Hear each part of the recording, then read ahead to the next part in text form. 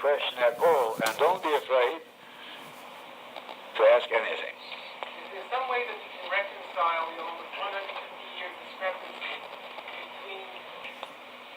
Is there some way of reconciling the discrepancy between the chronology of the Torah and the chronology of the secular historians?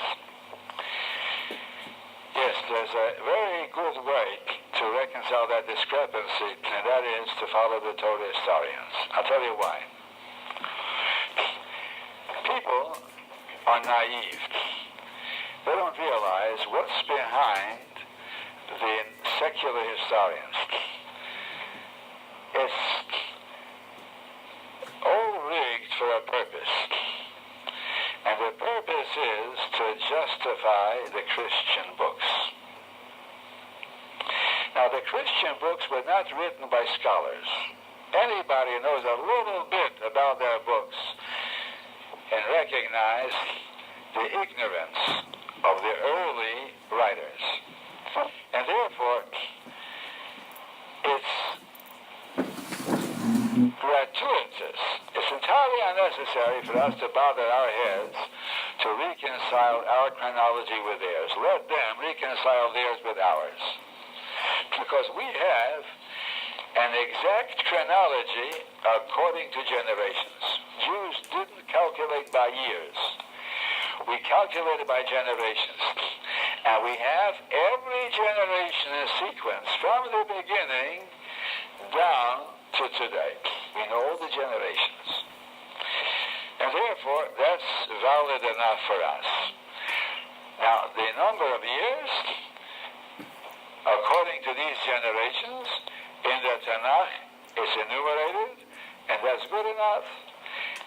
However, it's useful to know what a certain writer, I won't give him the honor of mentioning him, a secular writer states, that there's a very big mix-up in the secular chronology. And that's because it's all based on Egyptian chronology. All the secular chronology is based on ancient Egyptian records.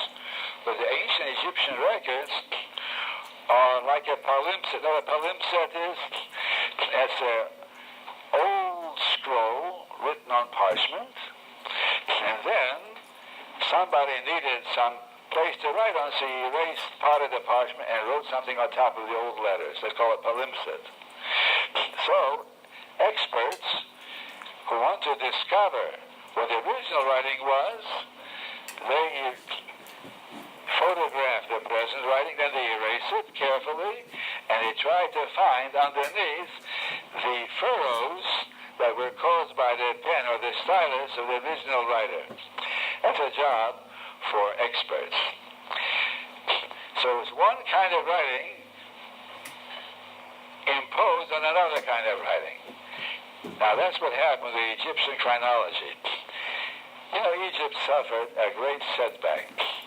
Egypt was laid low at the time of the Maccas.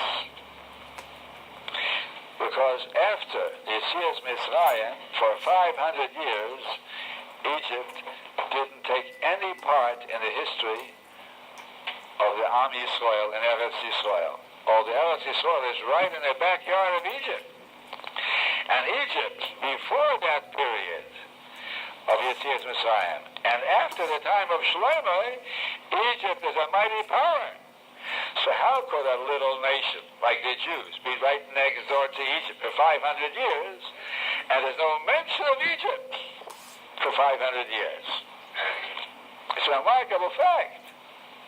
The answer is Egypt was laid so low by the Maccas, it was ruined.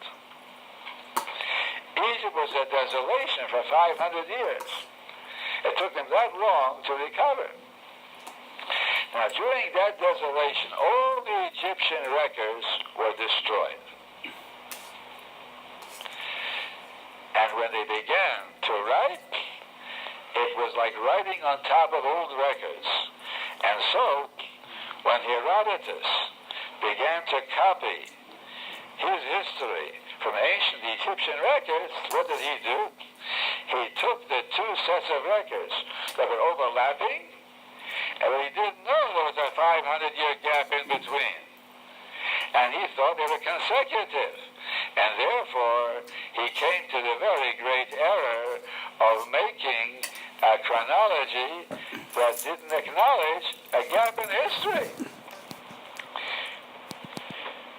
So therefore, in order to accommodate our history, the Torah history, the true chronology, with the faulty chronology of Herodotus, we are going to strain ourselves to make some kind of conciliation. It's a waste of time. And therefore, we follow our living tradition. We didn't have any such destruction of Egypt because our traditions were continuous. And therefore, we have in our hands the perfect records of all of our generations. Josephus, at the end of the second Churban, says we have in writing all the generations of our priests from Aaron HaKohen down. Now, you have from Aaron HaKohen down to the Churban Bayesheni. It means you have from Odom Arishon to Churban Bayesheni. So we have pedigrees, clear-cut pedigrees from Odom Arishon to the end of Churban Bayesheni. But that's good enough. You don't need any more. Let them worry about reconciling their records with ours. Question.